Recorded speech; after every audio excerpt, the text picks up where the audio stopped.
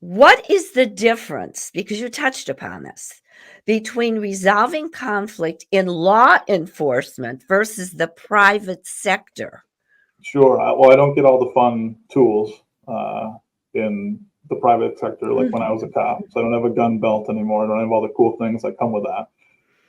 But the difference, in some ways it's gigantic, and in many ways it's not that different at all. It's just how you channel what you want to do and how you want to do it. So when I was a police officer, the biggest thing was ask, tell, and then make. So if I'm encountering you and I'm eventually going to arrest you, or I'm going to do something with you, right? I'm going to put you in handcuffs.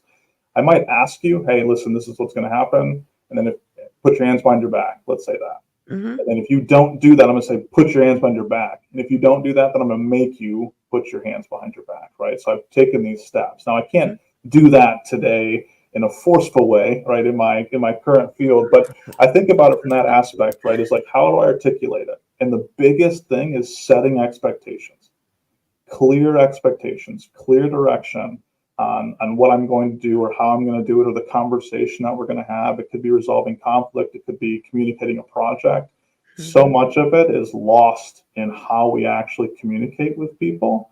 And for me, that was the secret to success as a cop, is like, in not all cases, sometimes I need the element of surprise, but in many cases, I'm going to tell you what's going to happen. Not related going to a doctor's office. When you go to a doctor's office, they don't just take that little rubber hammer thing out and start pounding your knees or stick a tongue compressor down your throat, right? They tell you what they're going to do. That's so important. It sets the stage. So when I think about resolving conflict in the private sector today, I do the same exact thing.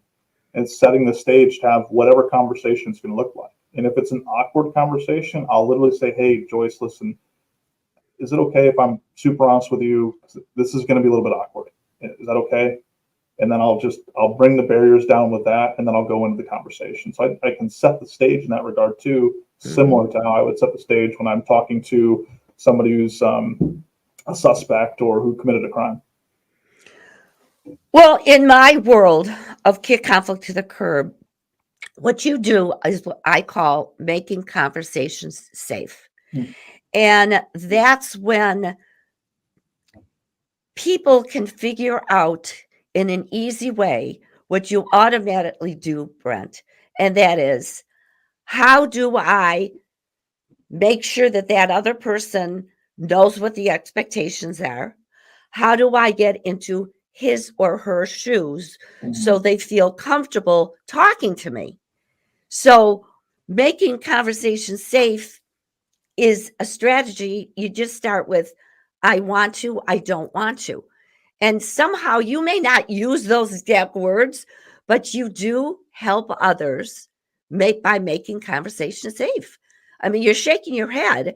So tell me what you heard me say about this and how that makes sense, or if it does to you.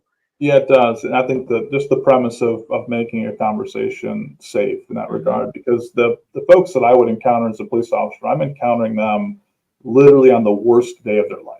They could have just been a witness or a victim of the most heinous crimes, right? And I'm in this situation now with them. So to me, it's every other Tuesday, right? Because this is what I do every single day, is experience some of the worst things in this world. But to them, this is the worst thing. They're going to remember this forever. It's going to be part of their life forever. It might shape them into who they become later in life. That's how big of a thing this is.